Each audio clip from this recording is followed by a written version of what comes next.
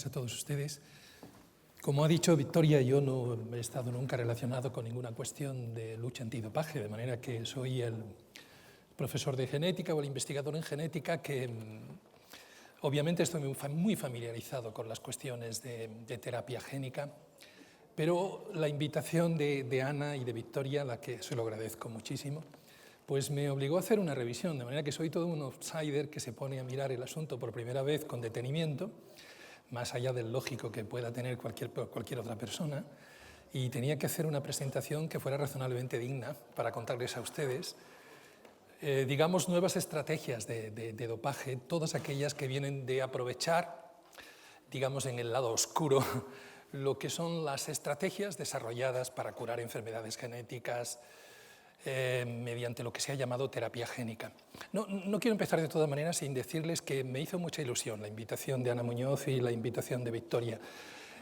Yo no conocía cómo funcionaba esto, pero de todas maneras, al ver que ellas dos están aquí y conocerlas desde la Agencia Nacional de Evaluación, donde han sido directoras de la Agencia Nacional de Evaluación, pensé que había sido todo un acierto, porque en realidad ellas representan personas que tienen, con independencia de cuál fuese su formación inicial, tienen un conocimiento de toda la investigación que se desarrolla en España muy amplio y pueden tener una visión integradora, saber dónde acudir, cómo organizar, de manera que le deseo toda la suerte del mundo. Bien, entonces, sin más dilación, voy a comenzar con mi exposición. Bueno, ven ustedes que aquí hay una serie de logotipos que son mis patrocinadores. No crean ustedes que los patrocinadores son cuestión únicamente del atletismo, del deporte, bueno, es obvio, en todas las facetas de la vida, pero a mí poco menos que me obligan a decir que si voy a hacer alguna actividad del tipo que sea, mencione que lo que estoy haciendo en investigación está financiado pues, desde todos estos ámbitos, ya sean nacionales o internacionales que ven ustedes por ahí.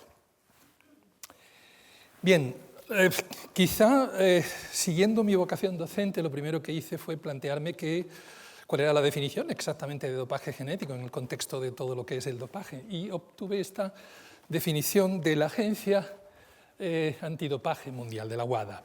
Y es el uso no terapéutico de células, genes, elementos genéticos o la modulación de la expresión génica para mejorar el rendimiento de los atletas.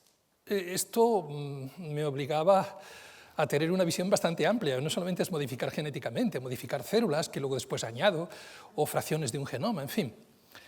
Bueno, traté de adaptarme a esto. Sobre todo me quedé preocupado con la frase que ven ustedes aquí al final, cuando Dick Pound, presidente de la WADA, dijo en 2006, antes de los Juegos de Invierno de Turín, que el dopaje genético es una nueva amenaza, pero que se ha hecho ya realidad.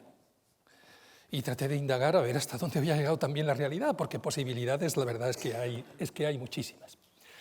Y me fui a la página oficial de la WADA a ver qué dedicación prestaba a lo que era el dopaje genético, qué dedicación prestaba a lo que era la investigación en este campo. Quiero reincidir muchísimo en el colega anterior, Jordi Segura, la importancia de hacer investigación incluso para desarrollar buenas estrategias de dopaje, de antidopaje, ¿no?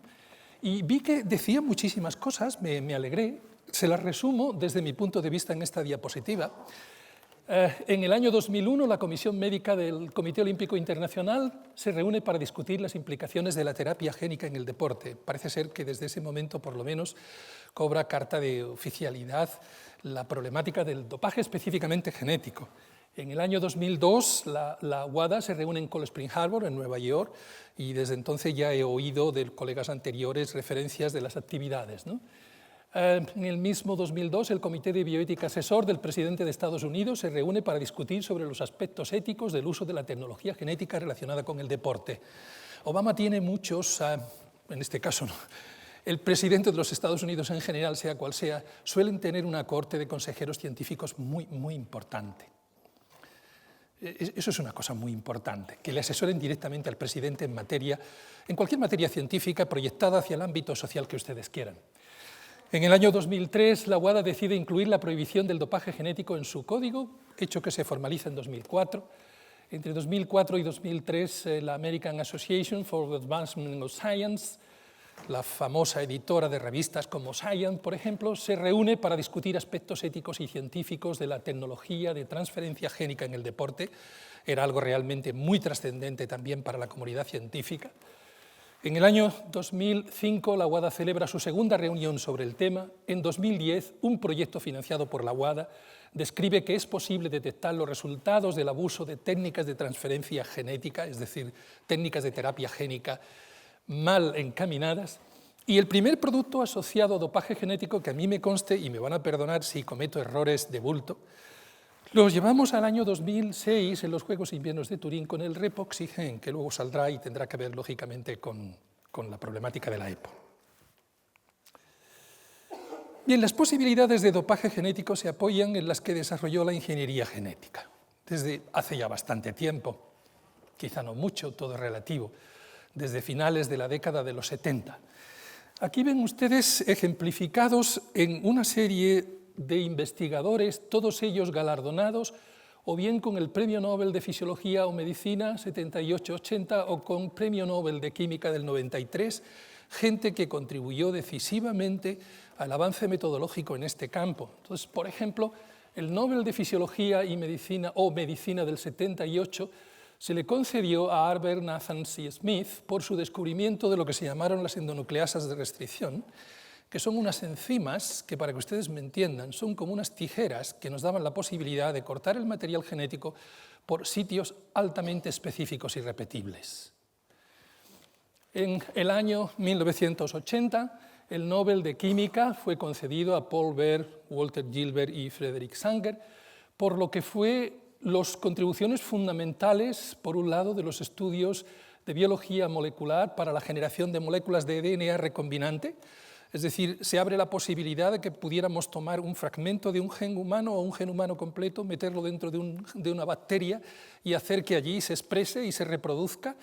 Y lo mismo que les digo, este salto tan terrible de barrera desde un ser humano hasta una bacteria, podemos utilizarlo en todas las direcciones y entre todos los organismos. Es decir, se hacía posible la posibilidad de modificar, introducir modificaciones a la carta en el material genético sin tener que realizar, como hasta ahora la genética siempre venía utilizando, cruzamientos específicos. Se podía hacer de una tacada y directamente.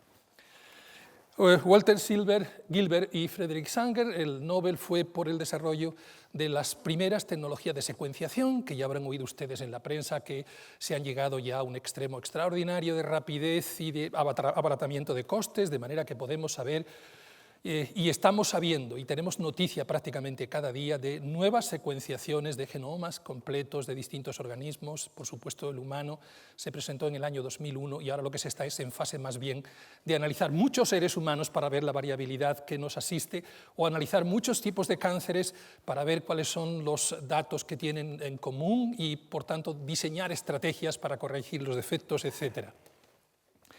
Y en el año 93 fue el desarrollo de técnicas, por una parte Michael Smith, de mutagénesis dirigida, es decir, ya la ingeniería genética permitía sustituir un nucleótido, una base nucleotídica del DNA, que es el material genético, por otra, que era ya el colmo del refinamiento para hacer una modificación genética.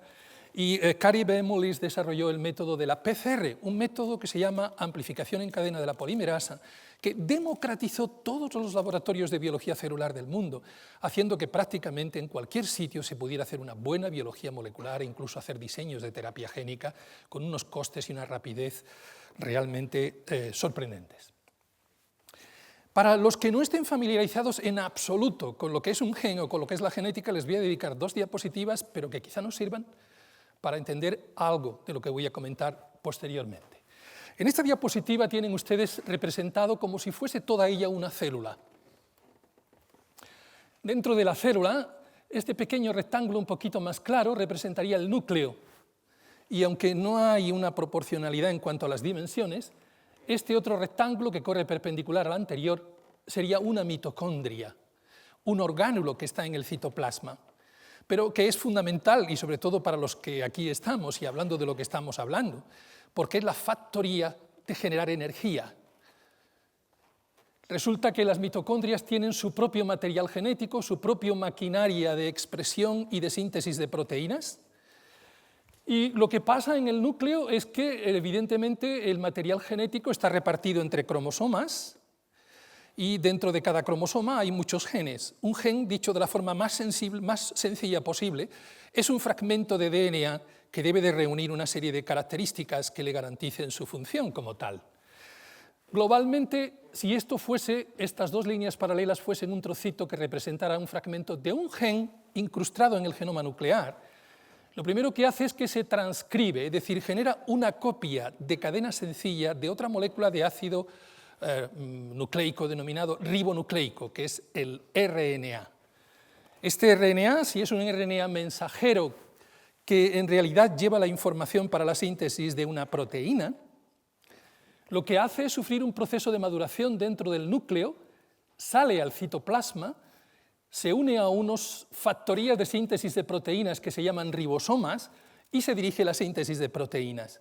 Pero una cosa muy importante, si se quiere ser después muy fino a la hora de diseñar estrategias antidopaje genético, es saber que los RNAs mensajeros recién sintetizados no son las formas activas, que las proteínas recién sintetizadas no son las formas activas, que cada tejido de nuestro organismo genera variantes propias, y todo esto es muy importante a la hora de tenerlo en cuenta.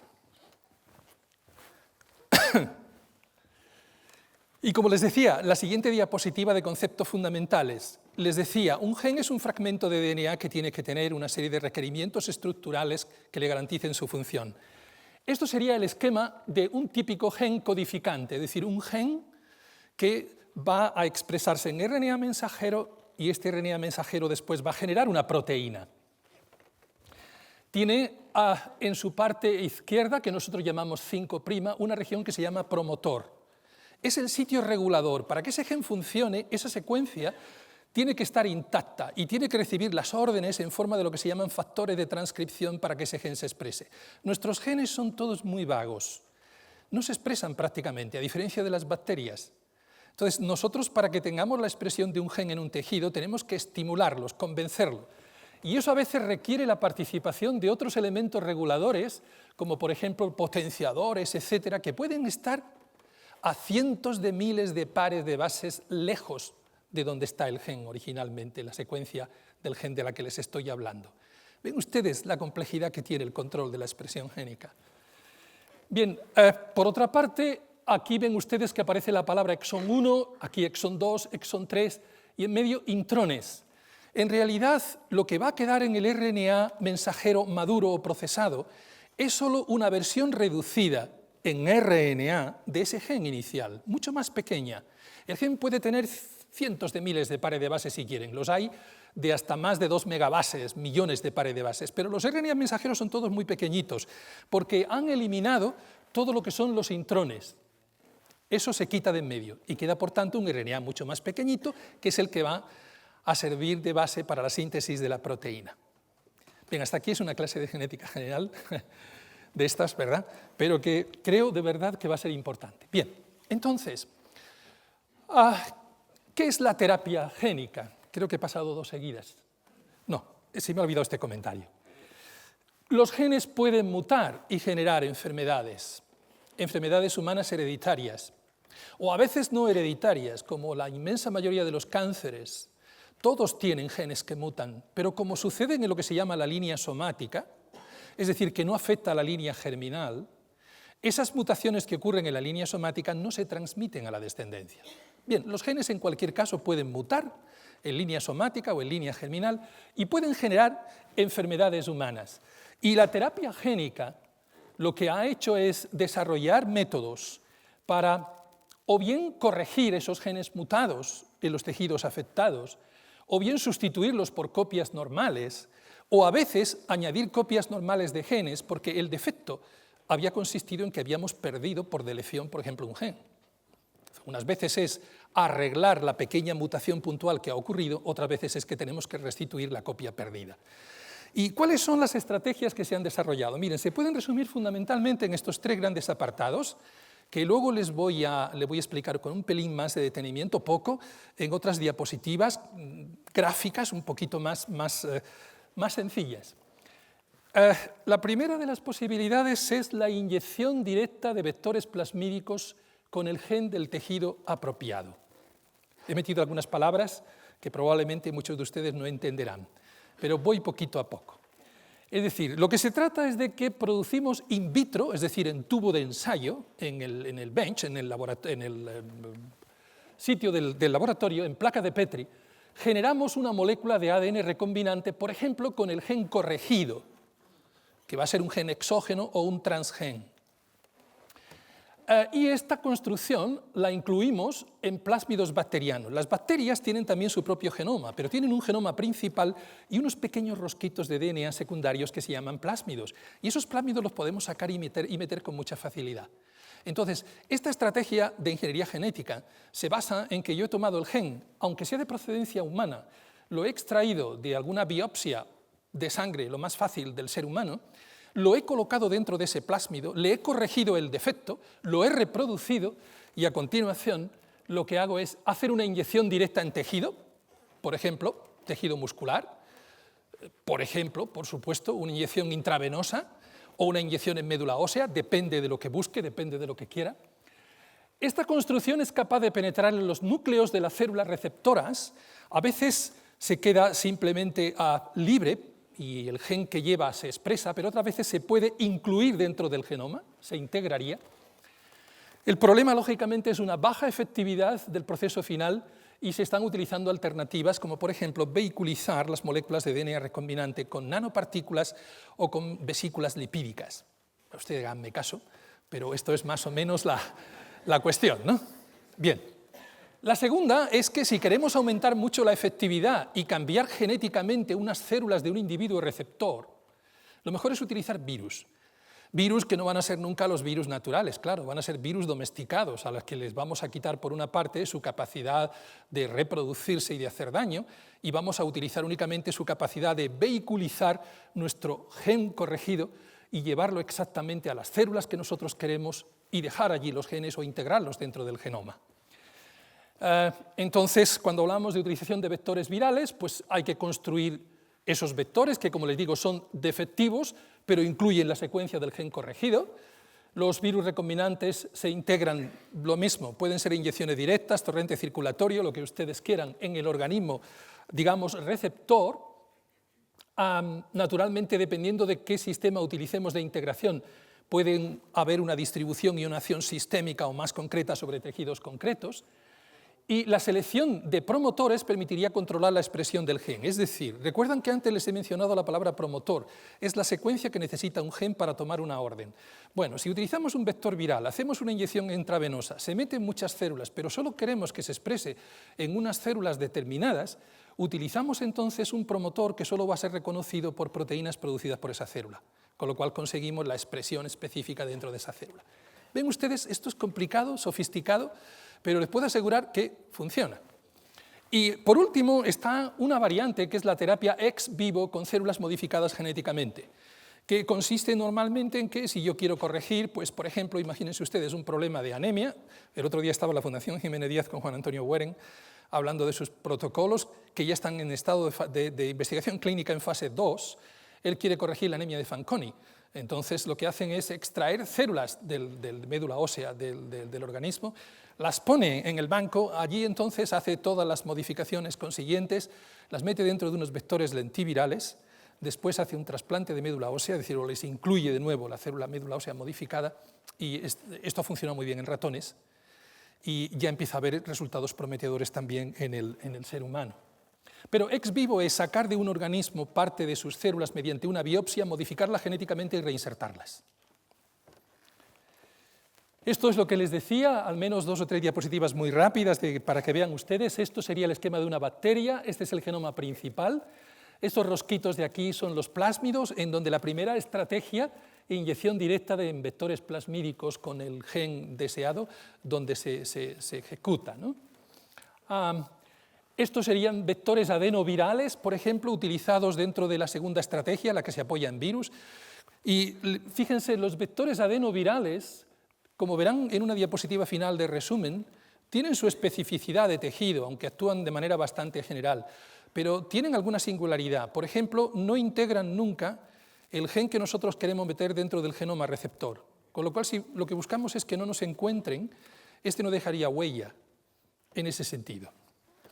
Y los vectores de la familia de los retrovirus, donde tan terriblemente ustedes conocerán, por ejemplo, el virus del SIDA, pues hay fundamentalmente dos derivaciones domesticadas, los que se llaman los gamma retrovirales y los lentivirales sobre todo, que son virus ARN a diferencia de los anteriores. Es decir, estos virus en su ciclo de vida normal tienen dos moléculas virales. Cuando estamos haciendo ingeniería genética, esas moléculas contendrán la copia del gen que nosotros queremos incrustar en el genoma de la célula receptora. Y aquí tenemos la célula receptora. Entonces, como ven ustedes, mete inicialmente una molécula de RNA. Este RNA lo retrocopian en DNA, pasa al núcleo y se integra. Es decir, el cambio que provocamos en esa célula ya se va a transmitir a todas las células que se dividan a partir de ella. Se va a heredar clonalmente, habría dejado huella. Los vectores lentivirales encima tienen una ventaja, y es que este proceso de terapia génica se puede hacer incluso cuando las células receptoras ni siquiera se están dividiendo. Es el más eficaz que se conoce en este momento. En la terapia ex vivo, que es la que ha ido dando mejores resultados hasta la fecha, como les digo, lo que hay que hacer es extraer unas células normales. En este caso, para curar una adenoleucodistrofia, lo que se hizo fue tomar unas células HSC, que es de células madre hematopoyéticas, extraídas de médula ósea. Se ha corregido in vitro el gen, la secuencia anormal se ha incluido en unas partículas virales y, de nuevo, con estas partículas se infectan células y se vuelve a inyectar de nuevo en el individuo, en un experimento de trasplante de médula ósea que es relativamente sencillo dentro de lo que cabe, porque cuando nosotros, existe la metodología de cambiar completamente la médula ósea, estoy oyendo hablar de transfusiones de sangre, pero la médula ósea se puede eliminar por completo, la de un organismo receptor, y sustituirla por otra con células modificadas, que la sustituye completamente. De hecho, esta es una de las bases de la terapia celular, de la terapia genética ex vivo, que se realiza con células stem hematopoyéticas. Este es el resumen de las ventajas e inconvenientes de los virus. Me ha pedido Victoria que la conferencia la deje. El PowerPoint. De manera que si alguno de ustedes tiene algún interés y no os importa, yo también la pongo a disposición de todo el que quiera. Naturalmente ha tenido fracasos, y algunos relativamente recientes, y ha tenido sus éxitos la terapia génica, pero los éxitos, reconozcámoslos, son pocos. De hecho, está cobrando, hay un auge reciente de la terapia génica cuando se han introducido modificaciones importantes en cuanto a los lentivirus y la capacidad de controlar los sitios de integración en el genoma de los lentivirus, aprovechando unas estrategias muy curiosas que han salido hace pocos años. Esto probablemente vaya a revolucionar en los próximos 10 años el campo de la terapia génica.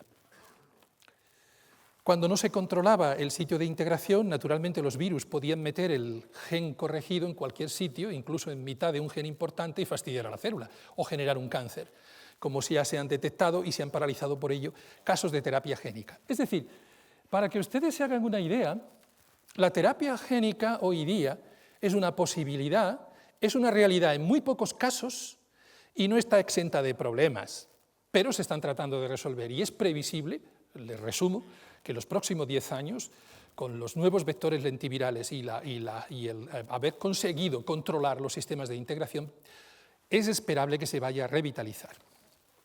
Aquí tienen ustedes los dos primeros productos aprobados por terapia procedente de terapia génica. Uno es para corregir un defecto muy común en cáncer, que es la pérdida de un gen supresor, P53, y este otro, el Giblera, es aplicado para una deficiencia de unas lipoproteínas lipasas y contra la pancreatitis. Se utilizan en este caso virus adenoasociados como vehículos.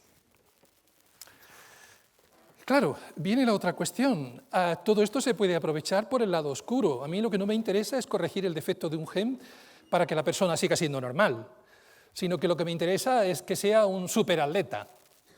Entonces podríamos aprovechar todas estas estrategias seleccionando genes apropiados que lo que permitieran es que se produjeran una serie de proteínas. Pues, por ejemplo, se ha comentado ya maravillosamente la problemática de la eritropoyetina, factor de crecimiento de insulina, IGF, hormona del crecimiento, miostatina, endorfina y encefalina. que tienen que ver con lo que se comentó, al menos en la primera charla que yo oí, ¿no? La resistencia al dolor. Claro, uno puede atacar también con ingeniería genética este problema, controlando los niveles de expresión de endorfina y de encefalina en cerebro. Este receptor activado por peroxisoma, etcétera, etcétera. Los que le pongo en azul van a ser, por sus singularidades y sus diferencias, los que les voy a comentar brevemente. La eritropoyetina, ya se ha dicho, es una hormona producida sobre todo por la corteza renal. ¿Recuerdan lo que le dije? Los genes se procesan de manera específica según los tejidos. Una eritropoyetina renal tiene una forma específica que se diferenciaría de una que nosotros fabricáramos en otra célula distinta por ingeniería genética. Bien, se une a un receptor estimulando eritropoyesis, una mayor cantidad de glóbulos rojos, incremento en hemoglobina, etcétera, etcétera. O sea, lo han explicado, lo habéis explicado de maravilla, ¿no? Hay una proteína recombinante que se utiliza desde el año 1988 como tratamiento de anemia producida por insuficiencia renal, cáncer o infección por HIV. De hecho, creo que muchos de nosotros tendremos familiares muy mayores que tienen una insuficiencia renal, a veces fruto de la edad, más o menos alguna otra cosa, a los que se le está aplicando de una manera, saben ustedes que extraordinariamente controlada, servida específicamente por el hospital, las dosis de la proteína generada por recombinación, la proteína recombinante, ¿no? Pero hay terapia génica con EPO, se pueden introducir copias adicionales del gen o estimular la expresión del gen endógeno. Y esto se ha experimentado con animales, ratones y primates, consiguiendo unos incrementos de hematocritos del orden del 80%. Y los problemas, como se han comentado, pues, los efectos colaterales pues, graves incluso en estos animales, ¿no? Es decir, problemas de respuesta inmune y de anemia severa. El Repoxygen, recuerdan, 2006. Pues, ¿qué es de lo que se trata? Pues es un producto generado por la Oxford Biomedic para el tratamiento de anemia, cáncer, una neuropatía diabética y Parkinson. En este caso es una construcción, es una práctica de terapia génica en donde se ha utilizado un vector viral para llevar el gen EPO humano bajo el control de un gen de respuesta a hipoxia. Es decir, que esté donde esté, si integramos este gen en una célula, cuando las condiciones de oxígeno sean bajas, y este es lo decisivo, el gen se expresa, y se expresa en cantidades industriales. Lógicamente no ha sido clínicamente testado, y este fue el comentario que les dije antes del año 2006. El factor de crecimiento de la insulina. Segundo ejemplo. En este caso es un gen que codifica una proteína implicada en la respuesta a la hormona del crecimiento. De hecho, esto que ven ustedes aquí no tiene mucho que ver, pero esto es un ratoncito normal y este es un ratón clónico, pero que se le ha incluido el gen de la hormona del crecimiento de la rata. O sea, el efecto es espectacular. Claro, esto se ha hecho mediante una técnica de clonación como lo de la oveja Dolly. Desde el principio, desde las células madre embrionarias, se ha introducido la modificación y el transgen está presente en todos los tejidos. Lógicamente, si nosotros le hemos controlado por su promotor la expresión, solo se expresará en determinados tejidos. Pero los ratones transgénicos, volviendo a lo que es este insulin growth factor, que el IGF-1, los ratones transgénicos que sobreexpresan ese gen muestran un incremento de la masa muscular entre el 20 y el 50%. Y no se produce degradación muscular con la edad, aunque eso sí, la vida media disminuye, al margen de que los ratones sufren pues, una hipertrofia cardíaca y bajos niveles de moléculas antioxidativas, es decir, que el perjuicio por ahí puede ser muy grande. Su sobreexpresión en personas normales incrementaría la masa muscular y podría hacerse de un modo localizado. Creo que ya más de uno hemos puesto al menos dos, el ejemplo ese del deportista que levanta una mano que está superdimensionada con respecto a la otra. Esta podía ser simplemente el resultado de haber utilizado este gen, haberlo vehiculizado mediante un vector y haberlo inyectado directamente en la masa muscular de un brazo, o de una patita, o de un ratón. Habríamos conseguido un efecto local y diferenciado de lo que es la otra persona. Obviamente está en la lista prohibida de la WADA, pero tuve la curiosidad de mirar si estaba en Internet, y estaba. O sea, que se vende en Internet. Pues aquí tienen ustedes el término popular de estos ratones, se le han llamado ratones Schwarzenegger, cuando lo que se ha hecho, claro, es hacer la modificación genética no local, sino desde el principio, desde el momento de su nacimiento, ¿no? Otro ejemplo, la miostatina, que yo no he visto que haya salido por aquí. La miostatina es un gen que codifica una proteína responsable de inhibir, es un control de la diferenciación de las células musculares. Su producción, curiosamente, aumenta con la edad, de modo natural. Se sobreexpresa en casos de atrofia muscular, las infecciones de SIDA, sepsis, infecciones generalizadas o degeneraciones específicas de músculo esquelético. Parece sobreexpresado. Entonces, la eliminación o silenciamiento de este gen produce una hipertrofia muscular, un aumento en la masa muscular, riesgos, problemas cardíacos y de función respiratoria.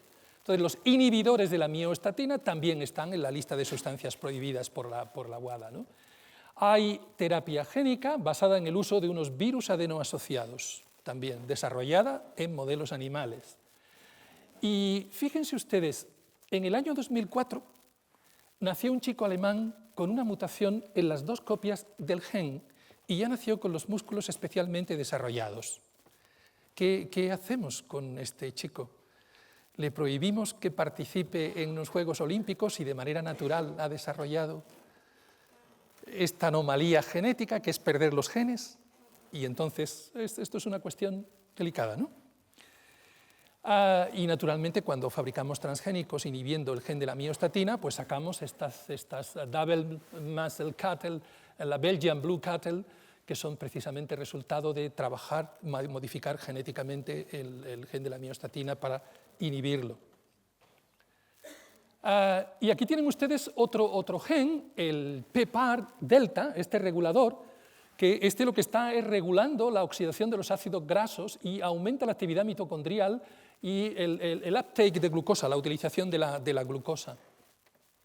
Pues con él, modificándolo genéticamente, y se ha hecho en ratones, fabricaríamos los ratones maratón, que además estos ratones lo que tienen es, por supuesto, una expresión incrementada en músculo de este receptor, que provoca este cambio en los tipos de células, generando pues, los ratones maratón, ratones que tienen una extraordinaria resistencia porque tienen prácticamente fibra maratoriana exclusivamente en sus músculos. El autor de este trabajo, que les he reseñado en alguna de las anteriores, los autores de una revisión, han hecho incluso un cálculo de las posibilidades, los beneficios, los prejuicios y posibilidades de utilización como dopaje de todas estas estrategias que les he mencionado, y estas están valoradas en esta diapositiva. En estas otras están valorados simplemente lo que es su contribución pues, a la resistencia, fuerza o resistencia al dolor.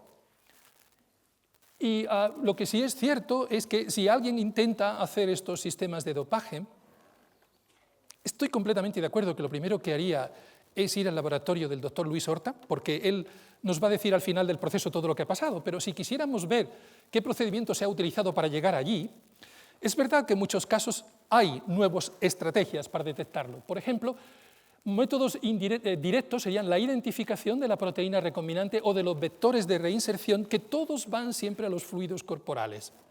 En unos casos son fluidos alveolares, en otros casos son sangre, orina, etc. De hecho, en cáncer no despreciamos en absoluto ninguna excreción de ninguna célula. Parte del diagnóstico prenatal que se está haciendo en cáncer de colon es con las heces. Y, por supuesto, con la sangre todos. Es el vertedero universal. Y ahí podemos encontrar rastros de lo que ha pasado.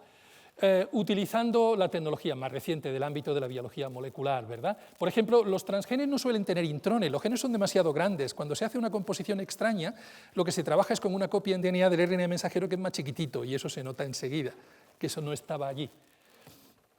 Y los métodos indirectos serían reacciones inmunes provocadas por vectores virales, cambios en el proteoma, patrones de expresión global de tejidos, todo lo que se ha comentado, que evidentemente muchas veces no nos dice cuál fue el procedimiento que se utilizó, pero se utilizó un procedimiento ilegítimo.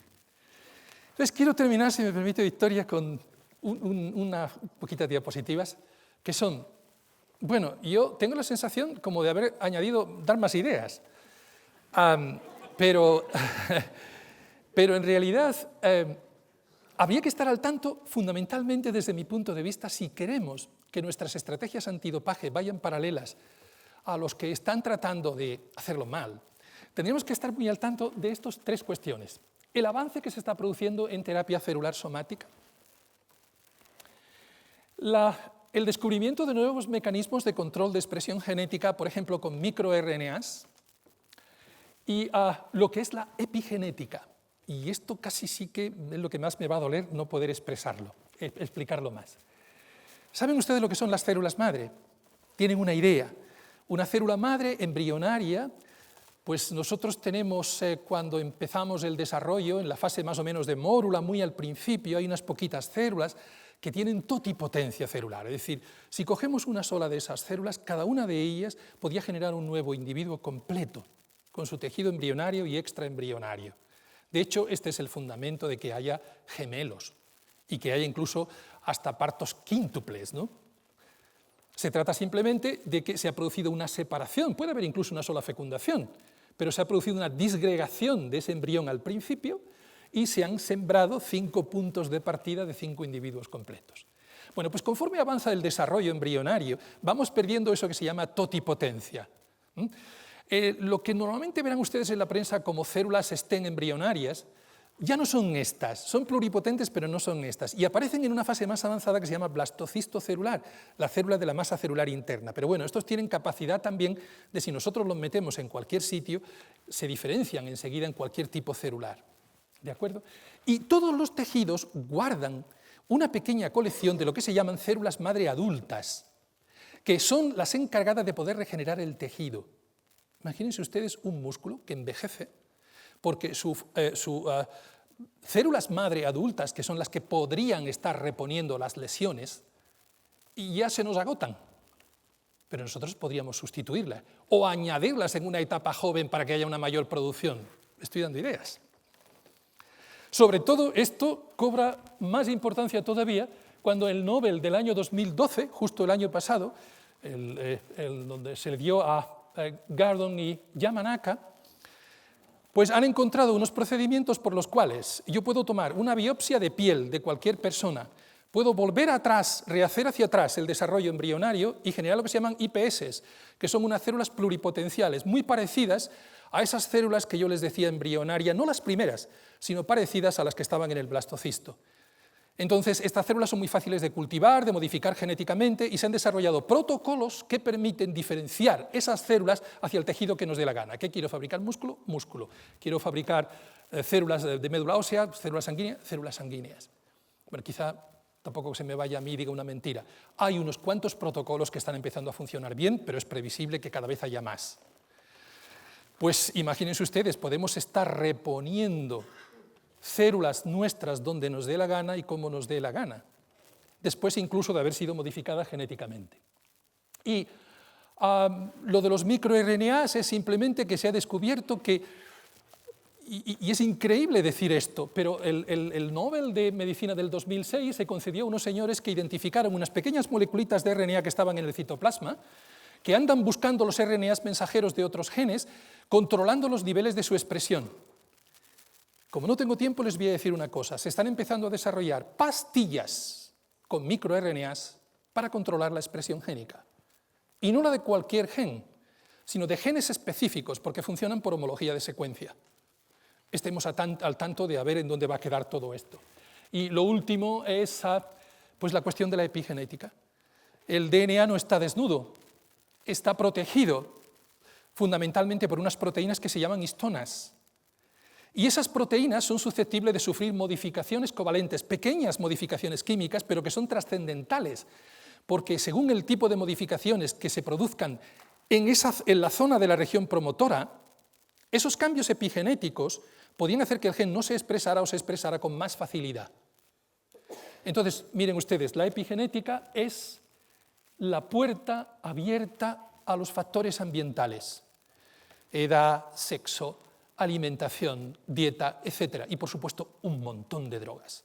Podrían estar actuando, modificando la organización de la cromatina en sitios específicos que hicieran que se cambiaran patrones específicos de expresión. La epigenética es un hecho, las alteraciones epigenéticas en cáncer, y hay desarrolladas muchas drogas para combatir el cáncer, combatiendo las alteraciones epigenéticas.